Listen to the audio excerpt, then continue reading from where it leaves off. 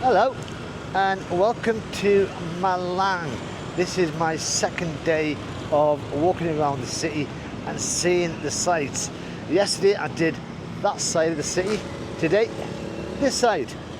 Now Malang is in the mountains in Java of Indonesia, and I'm sitting at roughly about 450 meters above sea level. Malang's got a population of about 844,000 people living here. And originally I was going to be leaving this morning to head off somewhere new, but I woke up and just couldn't be bothered.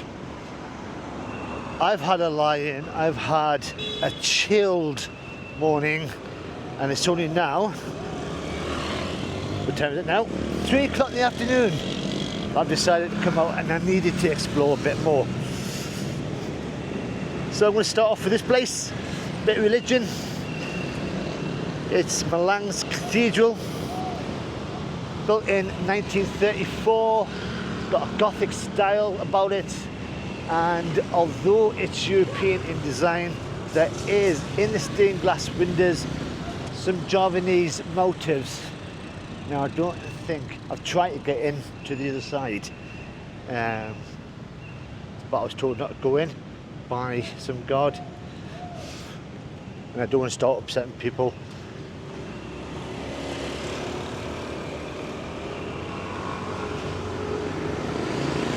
So this year is its 90th birthday. I don't know if it's going to have a party or not. So if you're in Malang at the time, there you go. 28th of October this year. Come down. Party with the vicar. So I walked across the road. In fact, I'm standing in the middle of the road to get a better view of this cathedral. The cars.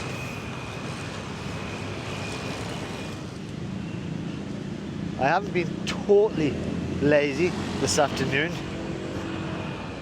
I've actually been down to the train station, and for the first time in a long time, I pre-booked my tickets to get out of Malang, and I leave tomorrow morning, so I know I need to get up early and leave. And I'm heading towards Yogyakarta, and it's going to be a 6-hour train ride, but I'll find out about that tomorrow and in the next video. Now this is, I'm hoping I can say this correctly, Ijen Boulevard, and this street is lined with grand Dutch colonial mansions. Could we have a look? So these were constructed during the early 20th century. This was a prestigious area for the Dutch elite, the rich and powerful.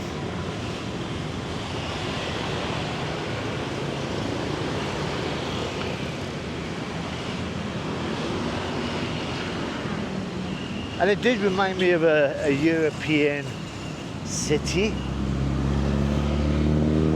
except it's more warmer.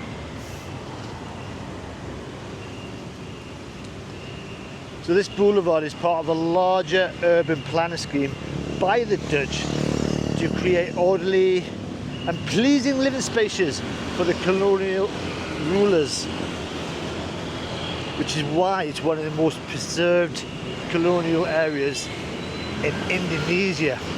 Look at the trees. And you can see it's looked after. Look at the centre.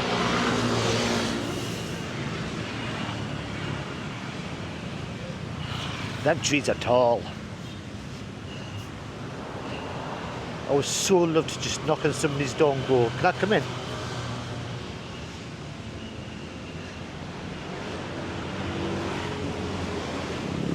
I've managed to get myself into the middle of the boulevard, which was crazy with that traffic behind me, and it's just taken me into a nice little spot.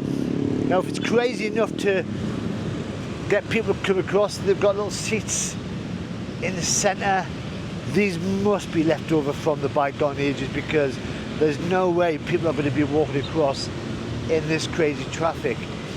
But it's just nice. You can tell it's the rich and famous that have been living here. And even at the side of the road, you've just got guys painting black and white all the way down. But you can just see the Dutch influence all over the place. And this leads to this monument. Now, most of the monuments you find in Indonesia in the bigger cities are all to do with the independence that they had from the Dutch. And across the road is a museum, a military museum dedicated to that. So I'm trying to check out that flower up there. It's the Bunga Mawar. And I have been online to find out more about it and why there's a statue here. But everything I look at is Indonesian, so I have no idea. You can get a close-up of that. Beautiful. So across the road, as I said, is a museum dedicated to the military side of the Independence War. And it's focusing on the East Java, just around here. And it's closed. It's Wednesday afternoon and you can't get in. So again, pronunciation, it's called the Brawijaya, it's on the screen there, museum. But even on the outside it's got various bits and pieces. Wow.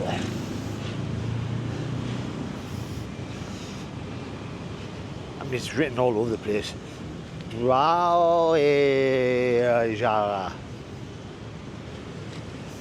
Yeah.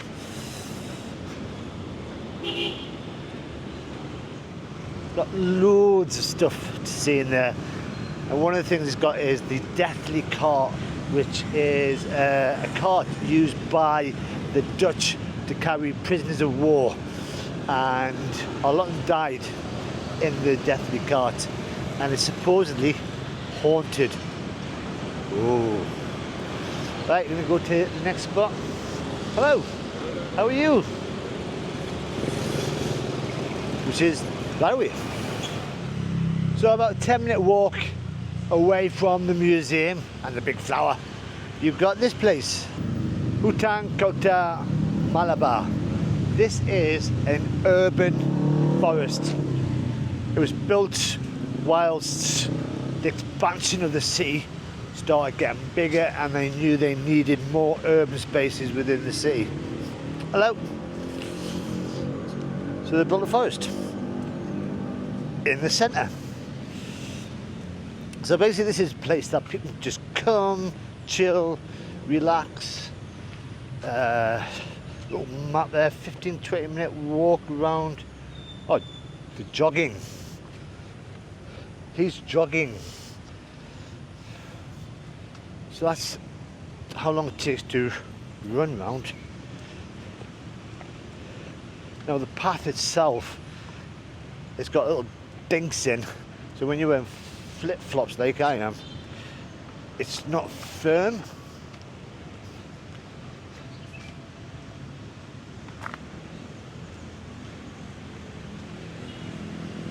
So if it's a 15-20 minute run around, that's some size. So it must go all the way down. And then here you've got a list of all the trees. There's a lot of them.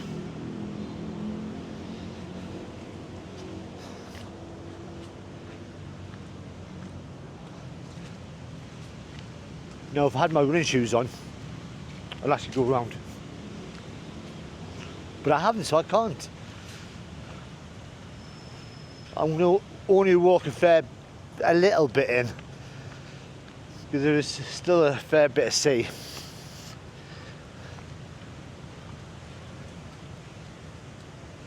And it doesn't look that wide. You can see the traffic on that side, and then you go to that side and traffic on over there. So it's just a long space.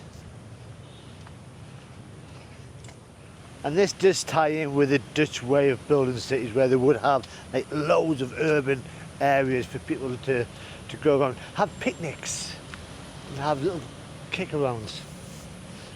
And this looks like a little sitting area, a mini amphitheatre.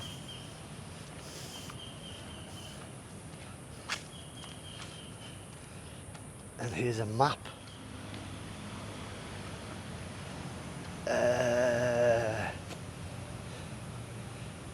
The only thing I can understand there is toilet and plaza. So I think we're at Plaza 1. Oh, there's a reservoir down the bottom. Shall I go down? So I have walked down to the reservoir.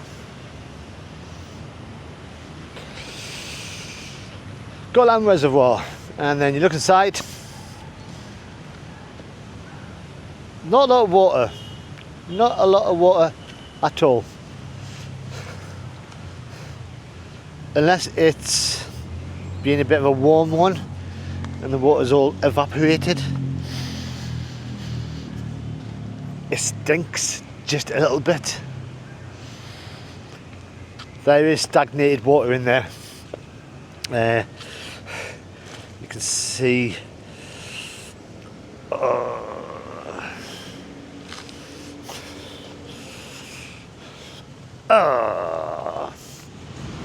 I've left the urban jungle behind to head for the concrete jungle, and this is one of the places I've been recommended to go to, and I'm hoping that it's open. So this is the Oen Palace Patisserie. It says so on the sign up there.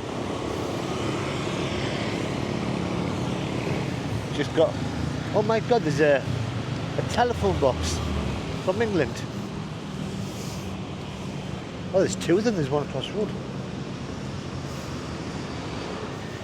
So the actual name of this place is Toko Oen, and this has been here since the 1930s, and it's a famous Dutch bakery, and seeing the inside, it's not changed since it was opened. So I'm just going to try and cross this road, and a lot of the recipes they use for the cakes in here have not changed since the 1930s. Well, that was fun trying to cross that road. Now, because it's a bakery, it's going to be cakes. Oh wow.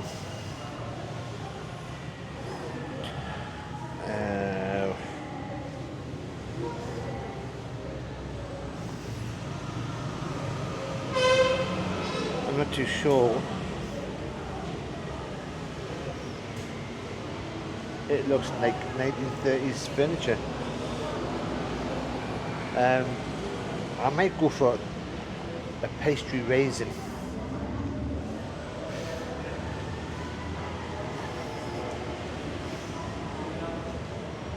Can I have a pastry raisin? Yes. Yeah? Pastry? Pastry raisin? Take away? Take away, yes please. Thank you. Just one? Oh yes please. Okay. I've got to look after my figure.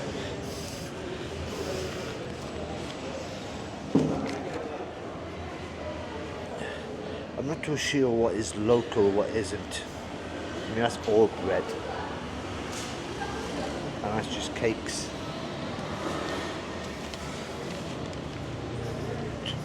Can you come round? Sorry. Thank you. Okay. 20? Yes, Thank you very much. Oh, thank you. Receipt. Thank you very much. Bye-bye. Oh, wow. So yeah, it's a very Dutch looking place. And it's a very Dutch looking pastry.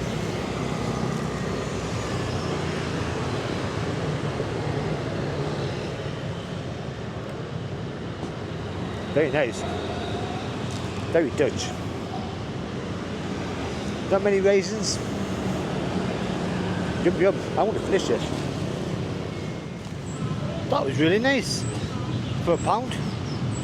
It's filled me up for a little bit until I get some proper food later on. Noodles straight from the shop. But this is the next space I'm going to. And through here is Tangga Seribu, which literally translates as the 1,000 stairs.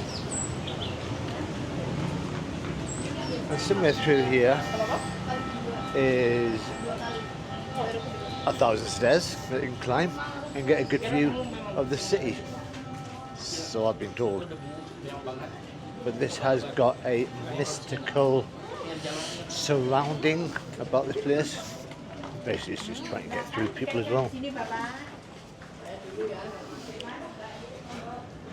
Now because this is a tourist spot, you've got all the shops selling ice creams, pop, soda, you name it.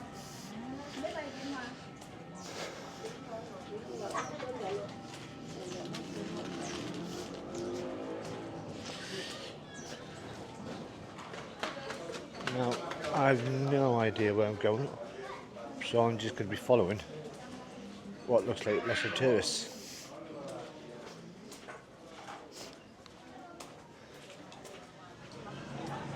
Still trying to find these stairs, but this looks like a preserved area of Dutch colonial heritage. Oh, there's a map. So when you do look at the map, it is a heritage village where they've looked after the buildings as best as they can. But the place I'm trying to get to, I think I'll walk past. It's by a river. Look at all that. Antiques.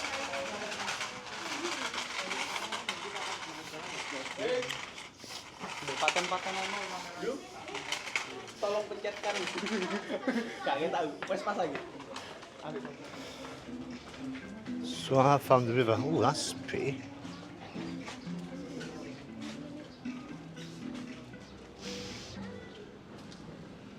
That's confused me.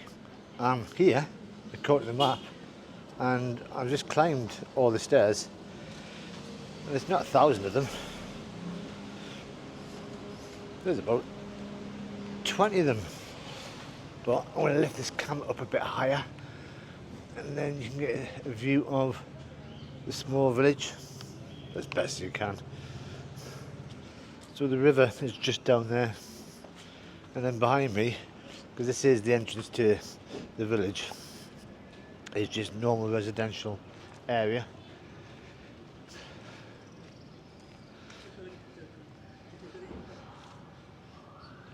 So it's a heritage village. It's pretty.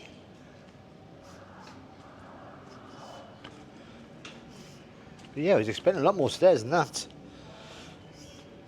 Got myself so psyched up to climb 1,000 steps. I'm not even out of breath. So I'm still in the heritage village. I'm just walking down alongside the river. I've got speed bumps. Hello. Hello. Now I couldn't take any videos from down that way because of the fact they've had music full blast and copyright, not allowed to. So this is what it'll look like further on down there. It's got the graffiti, really good, and then going into the river, beautiful. But this is still the Dutch influence all around. You can imagine what it would be like in the 1930s. No motorbikes for a start. Still would have been cats. But the water down there is probably the cleanest I've seen in the whole of Indonesia so far. Right, I think it's time. Oh, it's colourful. It's time for me to head back to the hotel. It's starting to get dark.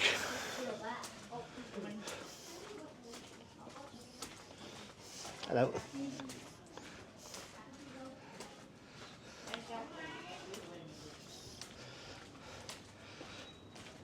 And I've got to start thinking about what I'm doing tomorrow. As I said, I'm leaving Yogyakarta 8 o'clock, 6 hour, let's go this way, 6 hour train ride. So I need to get an early night, need to get some food, need to sort my life out. Malang has been a really interesting, relaxing place. I've done a lot of relaxing since I've been here, and it's been needed. I've been here for 3 nights, 2 full days of exploring, and I've enjoyed it. But if you've enjoyed this video, then all you gotta do is press that like button. If you want to subscribe and see the rest of my adventures over the next few months, then press that subscribe button. But until next time, bye bye for now.